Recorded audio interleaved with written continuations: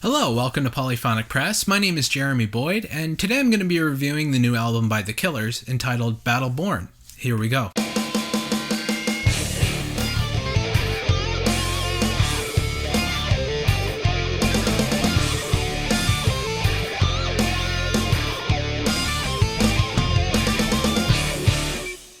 So The Killers are an American band coming out of Las Vegas. They've been around for quite a few years now, almost 10.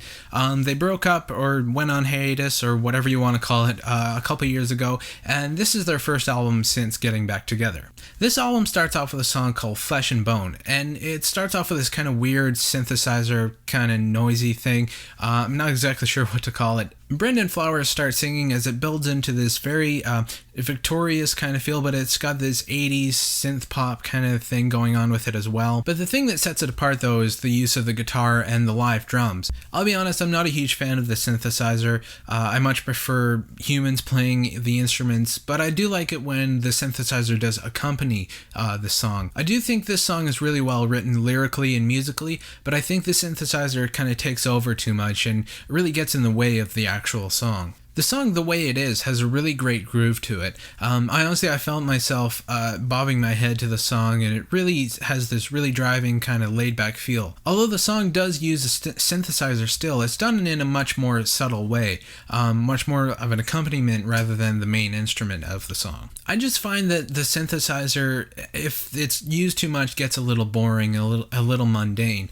It sounds very robotic, and I kind of like to hear the mistakes, because it makes it much more human, makes it much more interesting to listen to me. The song Deadlines and Commitment sounds like something really straight out of the mid-1980s. It really kind of sounds like something that the band Ultravox would do. Again, I felt this song was really well written lyrically and musically, but like I said, the synthesizer just keeps getting in the way there.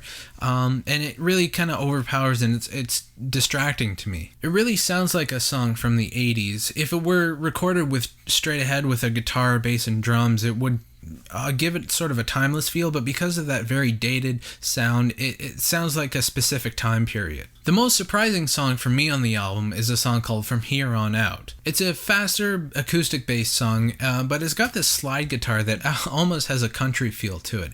I think this song works really well as a standalone, but with the rest of the record, it really kind of stands out like a sore thumb. I think this song would have worked better if they left it off the album and maybe put it on a B-side or something like that, but with the flow of the album, it just kind of doesn't work. The album closes with the title track, Battle Born.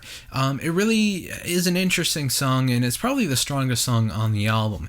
It really kind of reminds me of an early David Bowie song, mixed in with the chorus, this kind of rocking, early 70s rock, like Mott the Hoople or something like that. And again, it has that signature Killers sound with a synthesizer on top. It's kind of busy, but it still manages to work, and you don't really feel overwhelmed with everything that's going on. Each instrument and each element of the song is working well together to deliver the song as it really needs to. Like I said, I like this song, and I think it's the strongest one on the record. The production on this album is pretty slick. I would have liked to heard these songs without so much processing, so many synthesizers and things like that. I feel like the Killers aren't really moving forward as a band. They kind of seem to be rehashing the same sounds that they did on their first album. I would like to hear the band sort of move past the sounds and sort of grow as a band and really explore some territory and not be afraid of taking some risks. This is an okay record. I didn't really love it, but I didn't hate it either. So for that reason, I'm going to give it a 5 out of 10. So anyway, that's what I thought about the album. Let me know what you guys think in the comments or with a video response. Please leave your suggestions for albums for me to review in the comments as well. And I guess that's about it. I'll see you next time. Take it easy.